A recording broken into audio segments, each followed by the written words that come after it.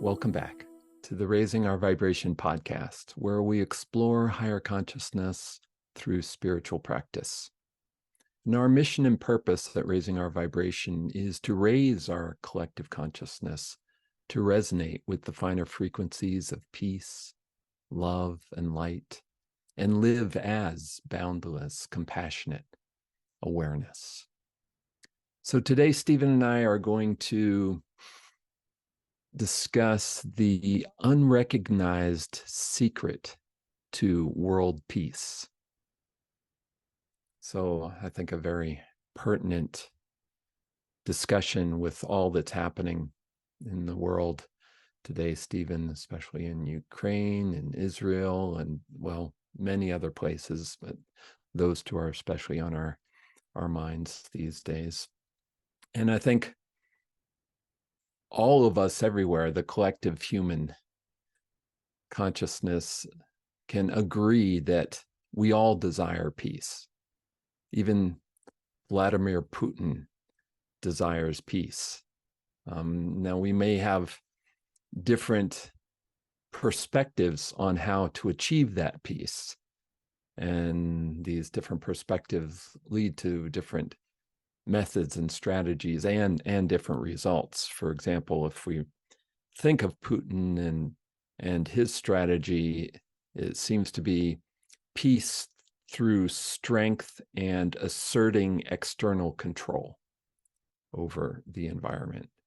And that's certainly, I mean, that's a pretty common political or nationalist view of how to have peace. But we see the results of that. The results of that can, whether or not they eventually lead to peace, along the way, there's a lot of suffering involved in that. So there is that perspective, and there is a lot of, like I said, political and nationalist momentum to assert that view of peace, but it has consequences that we're really dealing with now. So there's another notion of peace, that is that peace on earth is a result of inner peace. So inner peace is what leads to outer peace. And that makes a lot of sense because, you know, if someone is experiencing deep inner peace, they're not going to be going to war, right? That's not going to be their strategy. It's going to lead to a whole different approach and different results. And the challenge with that, however, is that it is based on one's own ability to achieve a state of inner peace, right? Or to achieve and maintain it. So I'm caught up in, I need to achieve a state of peace and maintain that and bring that into the world. And that can run into, you know, as we've been talking about IFS in our last internal family systems and all the different parts within us, there may be a part of us that can feel and achieve peace, and then there may be other parts who have other agendas, and that can lead to a struggle to maintain a state of inner peace. So there's a third perspective, and what we would like to offer here in this podcast is this inner secret to world peace, and that is that our essential being, your essential being, all of our essential being is already, always peaceful. That is the nature of our being, is a deep state of peace and openness and compassion and awareness. And that it's a matter of recognizing that which already is, the peace which is already here underneath it all, realizing that and living as that, living from that. And so that's what we want to explore today is, first of all, what does that mean? Because we tend to identify with a smaller sense of self, a sense of self that's associated with our body and our minds, our thoughts, our emotions, our belief, our personal history. And all of that may have all kinds of moments that some which feel peaceful and some which feel an infinite variety of different ways. So what does it mean that our essential being is always already peaceful? So I thought I'd, with that as an introduction, I'll hand it over to you, Stephen, and maybe offer an example from one of your client sessions, and also just any thoughts you have on that. Kevin, thank you always, and love and blessings to everybody as you listen. So peace itself, where I'm going to give an example from a client that I had recently. So I see a lot of people from around the world, and probably like you, like me, like all of us, we've been very affected by different events in the world. So this particular client had a long connection politically and economically with what's going on in the Middle East. So understandably, this wonderful being, this wonderful soul, was really disturbed by all that was going on in that environment. And everything that was happening also became a lot more personal when some of the challenges that were happening between two countries that are currently at war together also involved families that were associated with this person. So you can imagine the closer and closer this gets to our inner peace, the more and more we can feel that that inner peace is disturbed. And to add to all that, this particular person also had challenges around a personal relationship. So that part of their lives wasn't going well. Their investments weren't up to scratch, so they felt like they were losing money, and so on and so forth. Plus, they had suddenly been hit by, all the environmental changes. They'd been in a situation, because they travel a lot, where they went from a very hot part of the planet to a very cold part of the planet, and almost instantly came down with first of all COVID, and then the flu, and then one thing mounted onto another. So you can see that there were all these, seemingly external events that were impacting internal peace. And certainly when this particular person came to see me, they felt that everything was against them: health, wealth, relationships, the world itself. That on every angle, they were being assailed by, events that for them seemed out of their control. So when they came to me, that was one of their questions, that we're trying to go towards global peace, but how on earth can we find peace when everything around us, climate change, uncertain economic and political situations, challenges with world peace. We seemingly can't even agree in the UN Security Council on many things. And so it bears the thought, perhaps we need a UN Peace Council instead, because we really do want to focus on that. But how do we find that?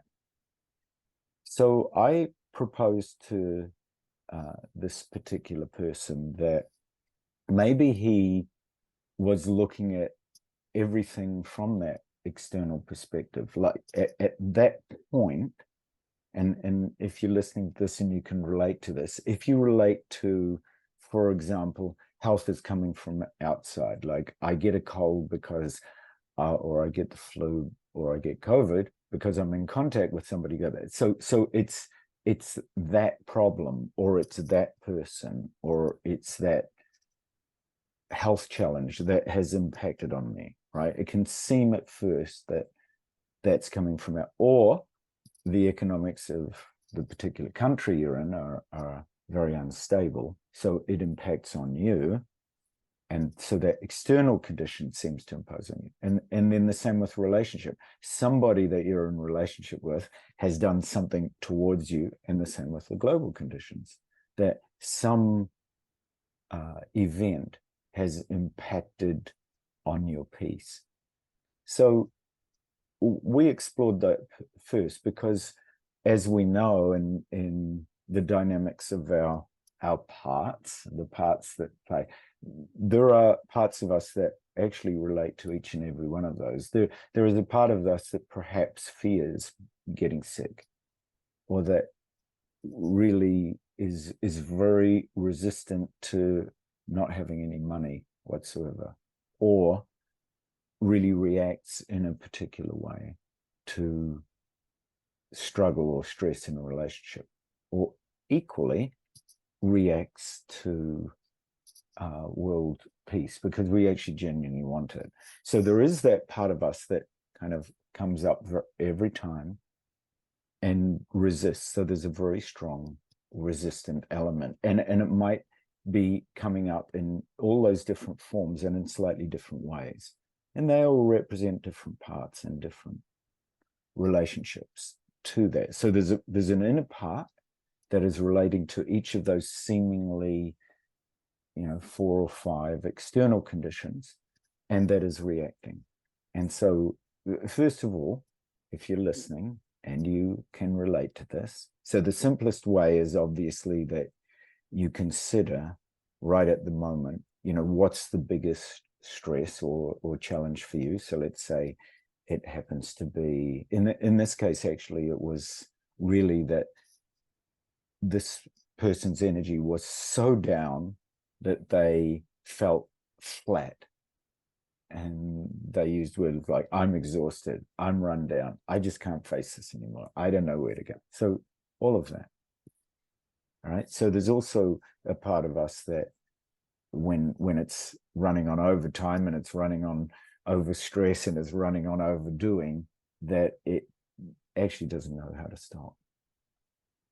So once you find that part, and you generally find that part in your body, and I always ask people this same question. So I asked this beautiful soul, so where does this sit in your body? And he said, it's always in my chest. And in fact, and I said, and where do you get sick? Oh, he said, yeah, that's usually what happens is I get a chest cold, it becomes a head cold, it becomes a stomach ache, but it always starts in my chest. I said, right. So in fact, the place of biggest resistance in your body is probably that. It's also potentially the place where you're open the most.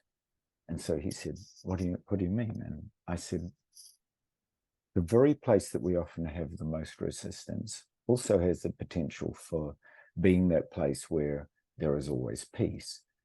And I said, what was the time in your life? And I always ask this question too. So where's the place of biggest resistance? Where do you feel it in your body? What does it feel like? And just see if you can be a little more easeful with that. And then where is the place that you find the most ease and peace? So I asked him, is there a time that you remember that you could find inner peace no matter what? And he thought for a moment, and he said, in my day, I was a champion skier. Well, a champion, at the top of my game in skiing.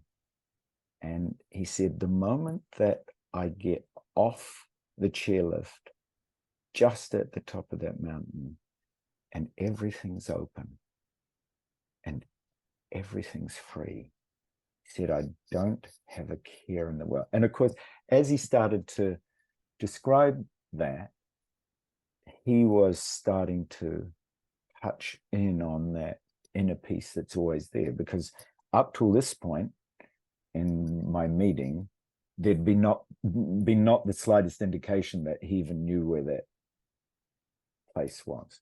But right now, as he started to describe that, and especially when he said, oh, it's that moment when I get off and I just pause, and there's that big open blue sky, and I'm about to go down the mountain. And it occurred to me, there's a couple of elements in that, Kevin, that you and I always speak to: being open and then dropping and sinking down, grounding that whole experience.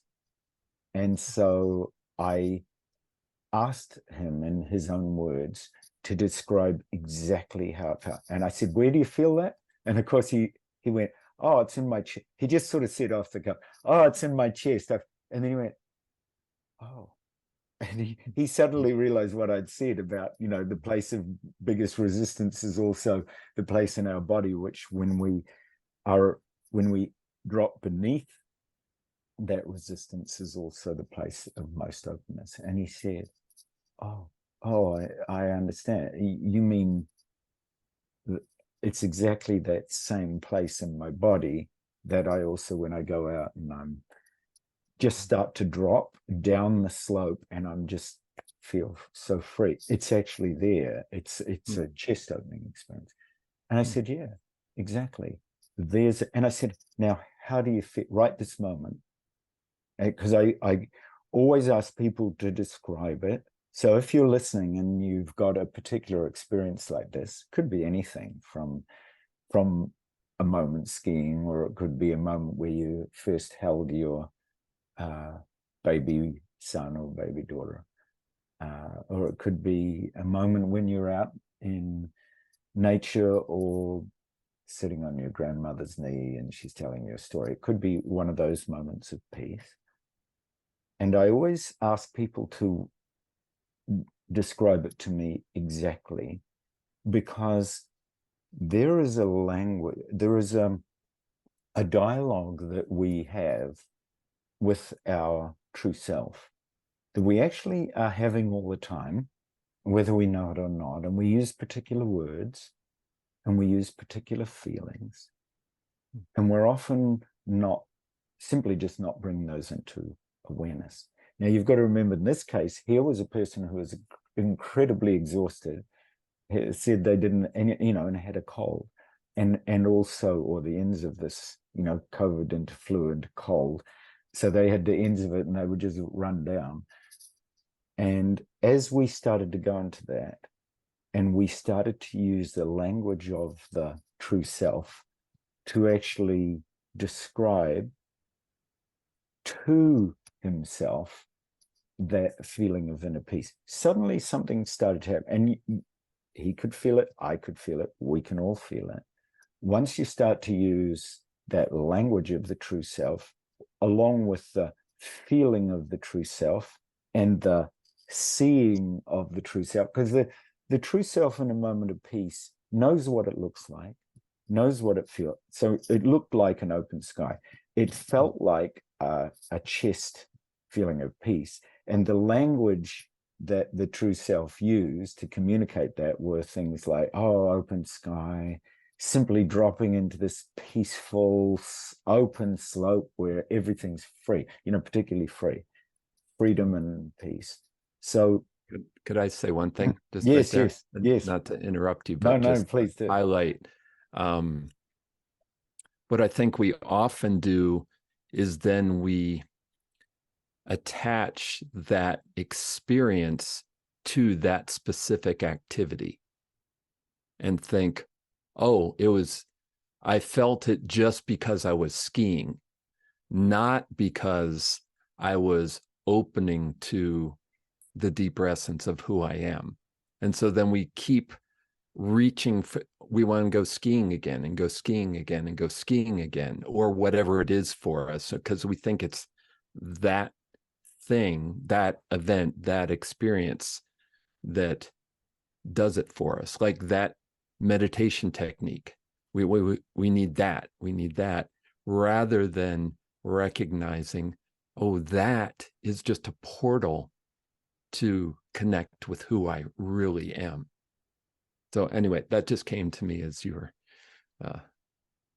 telling that beautiful story. So Well, continue. that's a beautiful piece of wisdom, Kevin, and maybe that gives us the portal right through to exactly what we're both sharing.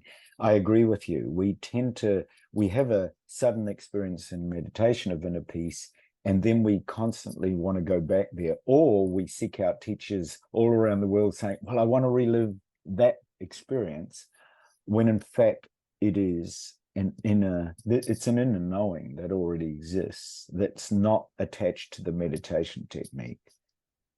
Even though there's a time in life where that's partly what we do in a search for finding meaning, is we kind of try out a whole lot of things, sometimes just unaware that that inner peace, that inner knowing is actually already there, and it's always there. So if you're listening and you want to try this, and it's a very simple way of considering what the portal might be, and then, just as Kevin said, using this portal to dive into inner peace. So I'd encourage you, as you're listening, just simply to take yourself back, just like this wonderful soul did, to a time when you actually did connect to inner peace. And it's usually the simplest one. If it comes up like that, like a sudden spontaneous feeling, then take yourself back to that moment. So right at the moment, I'm going to a time when I was a little kid, and I did actually look up into the sky, and I kind of had this feeling of golden light. I was about 5 or 6, and I can remember it distinctly. I remember where I was standing. I was actually just outside my house in St. Heliers, Auckland, and I was looking up into a particular sky in a particular way, and it had a particular glow. And I was only a little kid, but I actually remember it distinctly. And I remember saying something to my mum at the time. Didn't make much of it, but she didn't make much of it, but it etched itself on my memory. So it was just one of those moments where you just know there's a moment of that peace, and it's actually already intrinsically inside you. So go to a moment where it might be a beautiful moment in nature, or it could be a moment with a special friend, it could be a moment with a special pet or someone you love. It could be, if you're a dad or a mum, or like Kevin or like myself, might be a moment when you held a very special child in that very first moment in your arms. So it could be any of those moments, just when you are touched by that beautiful moment, that very essential nature of peace. And just for a moment, as you're present there, some of you might visualize it. So just notice the way that your true self connects to the visuals, the colors or shapes, or the texture of it. And the texture might lead you into feeling. So just, if you're more a feeling person, notice what the feelings are. Just like that gentleman skiing, it was a feeling of freedom that went along with the peace. So just notice the kinds of language of seeing or feeling that is used by your true self. And then maybe it's also sound. And this could be actually the sounds of that time. So I remember I can actually smell the wind. So it could be a smell too. I can smell the wind of that particular day when I was a kid. I know the exact smell. So it could be a sound or a smell, but also there could be language. Like I use the word a kind of golden sky because of the way the sun was in those days. So it could be particular language that you're connecting to. And there might be any number of other senses. It could be a particular taste, or there could be a particular way that the light played in that particular moment. So just as Kevin said, this is a portal. It's not the actual event that you're repeating. It's actually the portal into your true self. Your true self is actually showing you the language, the shapes, the sights, the vision that it knows already, and you're recognizing them. And as you recognize them, just see if you can be really open when you're in this place, when you feel those qualities. Just notice how there's a more embodied, spacious sense of this true self, of who you really are, of the qualities that you feel when you're there. And just notice where this arises in your body. So just notice what it's like in your body and mind right now, in your heart, in your belly, wherever it arises. And notice that spaciousness and peace.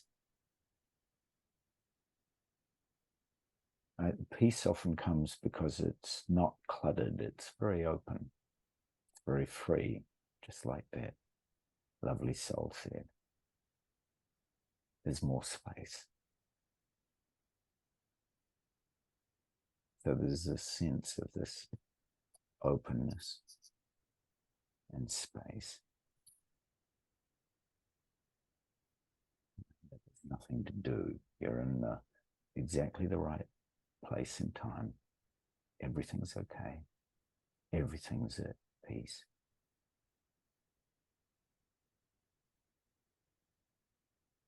You might spontaneously feel the energy of peace going all the way through your body. It often affects my toes and fingers.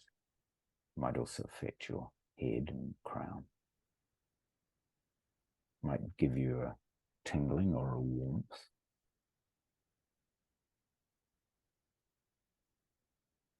So you're right now having a felt sense of what it's like for your true self, yourself, your true self to be embodied.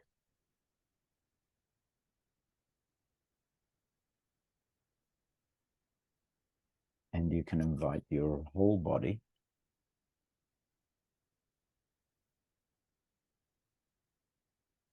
to saturate itself. You're going to invite the body to become saturated with that embodied sense of peace or freedom or spaciousness.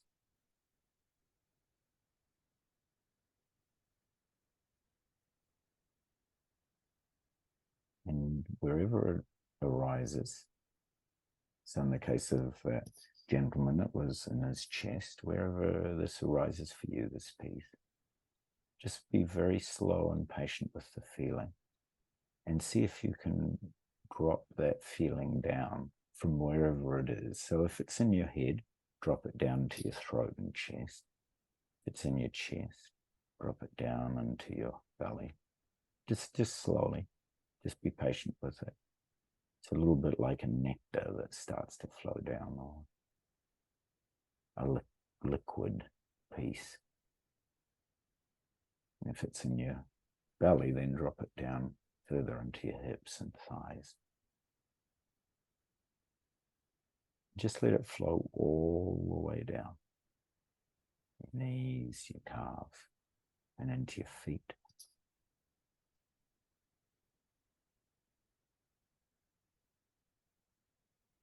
You might feel it connecting through your feet to the ground, the floor, the walls and ceiling, to the space. This feeling of inner peace and spaciousness. You might notice you can open awareness of this felt sense of your true self into parts of your body, just because it's flowing like a river or an ocean of peace, and it can flow into your left foot and your left big toe, and then all the other toes one by one. The next toe, the next one, the next one, even the little one.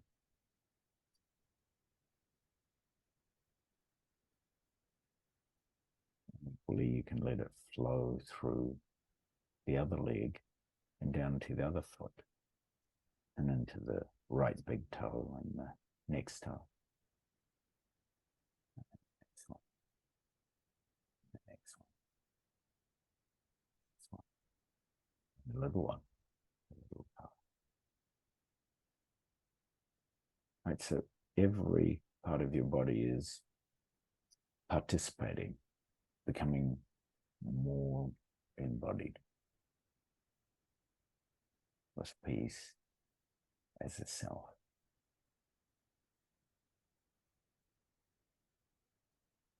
And then you can equally let it flow up your body.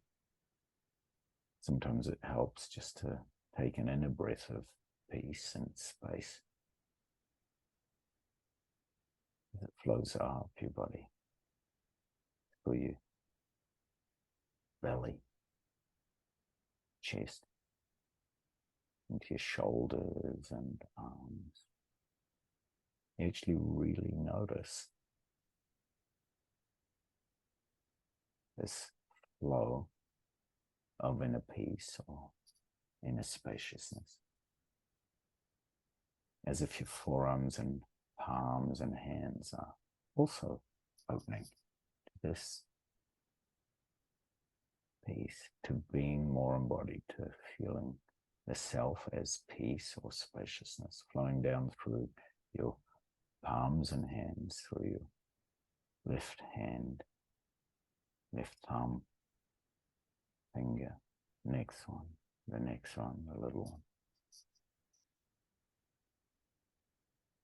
And then you can equally let that flow across your chest and down the other arm, palm, thumb, finger, next one, the little one.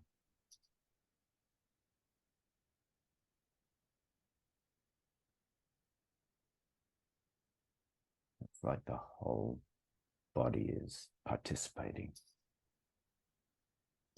using that portal of skiing or a pet or your grandmother or the love of a child.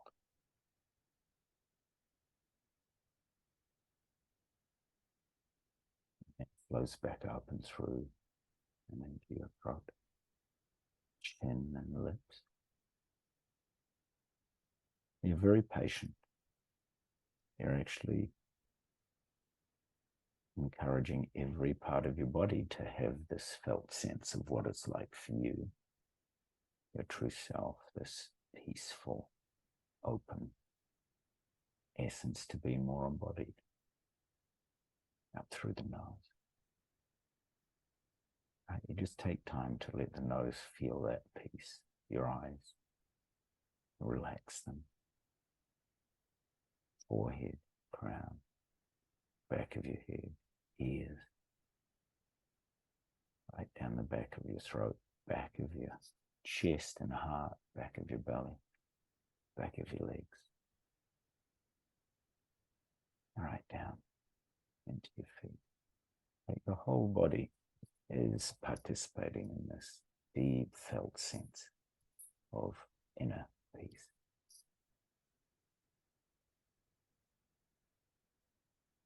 And this is a very simple step to becoming somatically familiar with this inner peace, this inner spaciousness of peace. And as you feel it, like you're doing now, then you can notice during your day when you're in this inner peace and when not. And that recognition when you're there, it's such a powerful recognition.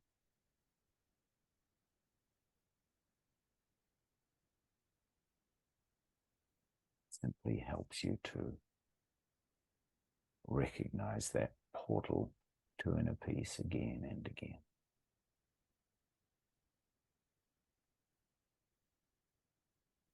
So as you slowly open your eyes, express a deep gratitude for this becoming more embodied,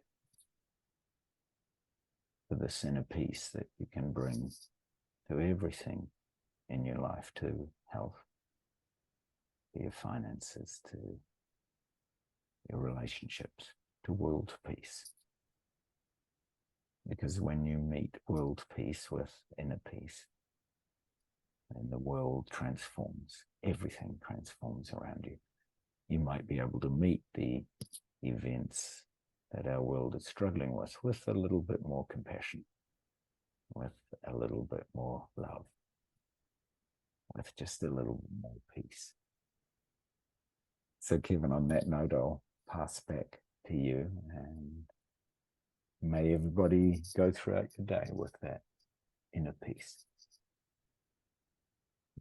Thank you, Stephen, for that beautiful guidance, that palpable, felt sense of peace. And again, this isn't the result of any specific technique, or it's just your own unique way to access that which you always are. That underneath every experience is this open spaciousness, that every experience arises within this open, peaceful spaciousness. And as we get locked in and on the experiences themselves and forget this openness, there can be tension, there can be struggle, right? There's all the different emotions of life. And as we just hold all of that in this openness, it's not that we don't feel all those emotions and have all those experiences, but they happen within this background of open, spacious, peaceful, and compassionate awareness, so that everything flows from and through that. So thank you for that guidance. That felt wonderful. And thank you all for participating with us. And if you'd like more information on meditation and awareness practices like this, you can visit us at raisingourvibration.net. And there's also email link there to ask us any questions or share your experiences. You could share what you'd like us to explore on the podcast. You can also find links to our Facebook community, our ROV meditation app, our online courses, and our Raising Our Vibration book. So a lot of resources there for you. So thank you once again. Love and blessings to all. And until next time, bye for now.